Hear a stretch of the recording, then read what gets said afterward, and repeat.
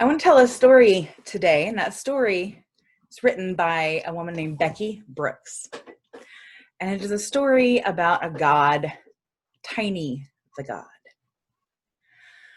Once upon a time, there was a tiny little itty bitty, very small god named Tiny. She lived her life hearing stories of all the big gods, and let's face it, she was a little jealous. She knew she needed to think of some kind of special spark of an idea that would make her existence meaningful. All the big stuff was taken.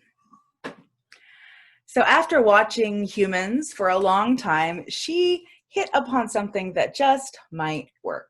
Something that might make people think, yeah, that Tiny really has a good thing going.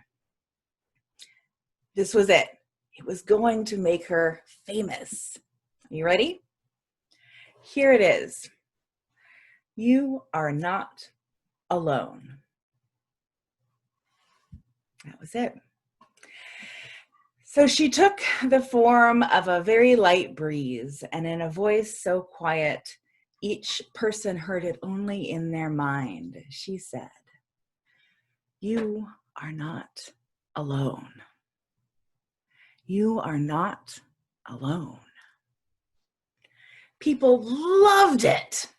It was perfect, because who doesn't want to hear that? Pretty soon, Tiny was comforting people all over with, "You are not alone."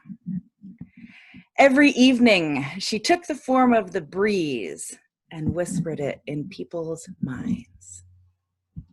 Until one day, she encountered someone who wasn't comforted at all. When Miriam heard Tiny's words in her mind, instead of feeling comforted, she felt agitated. Something was just kind of off about it. She kept saying it to herself over and over again. "You are not alone. You are not alone." She tossed and turned. She couldn't sleep.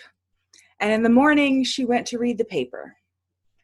And instead of skimming everything, she found herself drinking in every story. She was only halfway through when she found a tear rolling down her cheek.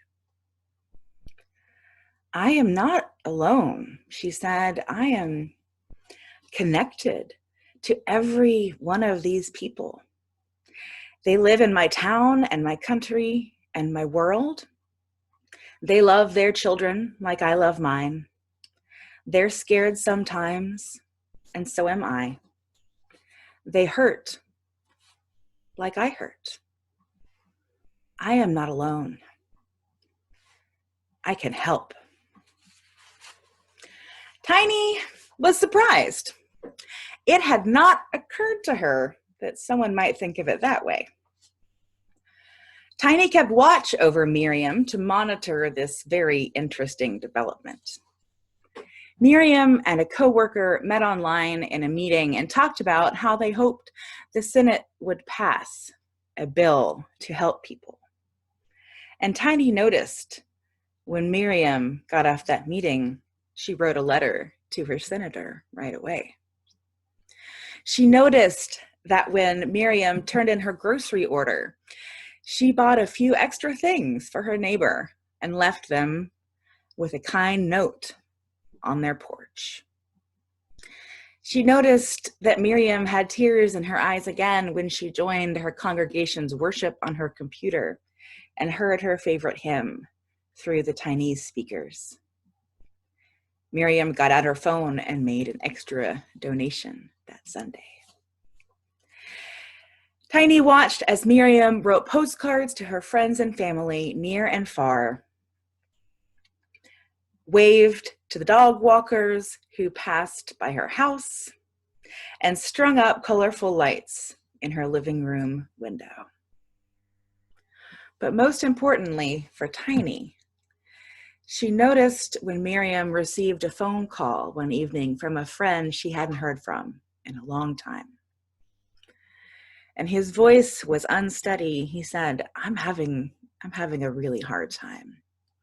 And he started to tell her about his troubles. But he said, I don't want to be a bother. Miriam got comfortable in her favorite chair. Take your time, she said.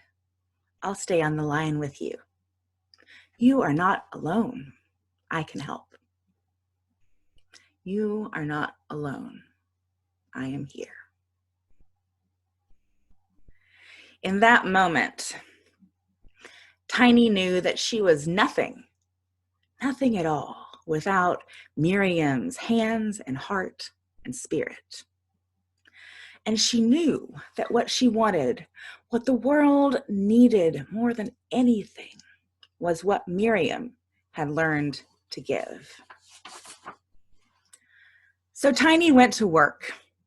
Instead of just spending her evenings spreading the message of you are not alone, she spent her night times doing it too, and her mornings and her afternoons.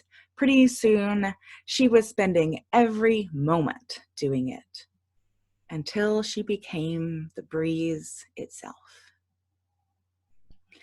And that is why there are no paintings of Tiny the God, no busts, no holy books, just a breeze, a low voice, and many, many helping hands, loving hearts, and caring spirits.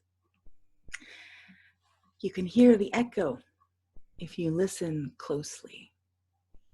You are not alone. I am here.